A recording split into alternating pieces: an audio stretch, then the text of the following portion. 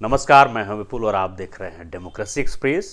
5 राज्यों में विधानसभा चुनाव हुए। जी हां, मध्य प्रदेश, छत्तीसगढ़, राजस्थान, तेलंगाना और मिजोरम। इन 5 राज्यों में से 4 राज्यों की जो वोटों की गिनती है वो आज हो रही थी।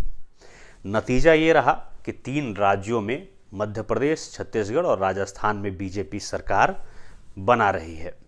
राहुल गांधी और प्रियंका गांधी दोनों ने मिलकर के कांग्रेस के लिए खूब प्रचार किया, मगर जीत नहीं दिला पाए। बीजेपी की इस जीत पर भारत के प्रधानमंत्री नरेंद्र मोदी की भी पहली प्रतिक्रिया आ चुकी है। उन्होंने इस जीत के लिए खास करके महिलाओं और युवा वर्ग के लोगों को धन्यवाद दिया है।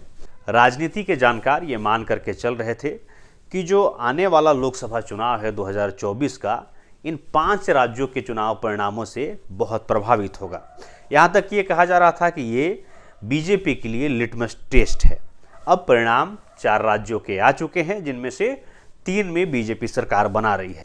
यानी कि भारतीय जनता पार्टी ने इस लिटमस टेस्ट को पास कर लिया है। भारतीय जनता पार्टी भी अब 2024 को लेकर के ये दावा कर रही है कि वो 400 से अधिक सीटें जीतने वाली है। अब चलिए बात कर लेते हैं कि इस परिणाम को लेकर के बिहार की राजनीति पर क्या कुछ असर पड़ेगा।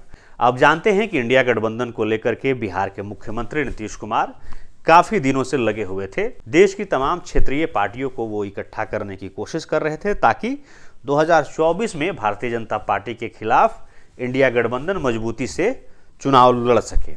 अब जब 5 राज्यों में से इन 4 राज्यों के चुनाव नतीजे आ चुके हैं, तो इसका जो सबसे ज़्यादा फायदा है वो बिहार के मुख्यमंत्री नीतीश कुमार को मिलने वाला है।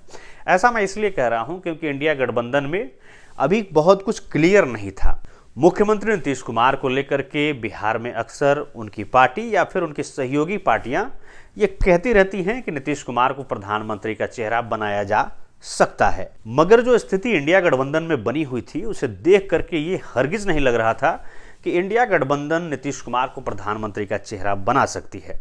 लेकिन अब जब इन 4 राज्यों के चुनाव नतीजे आ गए हैं तो ये क्लियर है कि मुख्यमंत्री नीतीश का जो कद है वो इंडिया गठबंधन में बढ़ेगा।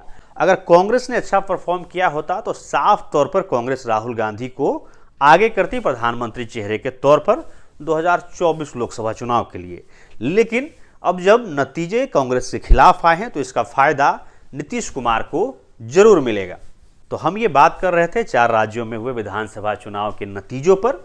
बाकी ऐसे ही खबरों के लिए, वीडियोज के लिए, अपडेट्स के लिए आप देखते रहिए डेमोक्रेसी एक्सप्रेस।